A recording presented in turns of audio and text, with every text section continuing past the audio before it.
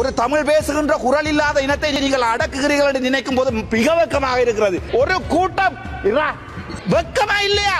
சோறாடா சாப்பிடுறீங்க என்று கேட்கிற அளவுக்கு எங்களுடைய தமிழ் மக்கள் உங்களை வடக்கு மாநிலத்தில் பார்த்துக் கொள்வார்கள். நீங்களா சோறாடா சாப்பிடுறீங்க, வலக்கையாலையா சாப்பிடுறீங்க உங்கள்ட்ட கேட்கிறேன். தயவு செய்து இடக்கையால சாப்பிடுங்க. வெக்கமா இருக்கு. ஒரு தமிழ் மனுஷனா வெக்கப்படுற ஒரு தமிழனா என்னுடைய வடக்கு மாநிலத்தில் இருந்து போட்டப்பட்ட ஒவ்வொரு வாக்குக்கும் நெஞ்செல்லாம் எரியுது. இந்த வரைக்கும் இதுல இருக்கிற எதிர்கட்சியில இருக்கிற பாராளுமன்ற உறுப்பினர் தமிழனா இருந்தாலும் சரி, முஸ்லீமா இருந்தாலும், நீங்கள் பால் குடித்து வளர்ந்த குழந்தையா இருந்தால், நாய்ப்பால் குடிக்காமல் உங்களுடைய அம்மாவினுடைய பாலை குடித்து வளர்ந்தவனாக இருந்தால், கடைசி தமிழன் பால் குடிச்ச கடைசி தமிழன் இருக்கும் வரைக்கும் வடக்கு மாநிலத்தில் ஒரு ஓட்டு உங்களுக்கு விழாது. பக்கத்து வீட்டுக்கு பிறந்தவனால மட்டும்தான் உங்களுக்கு ஓட் போடு.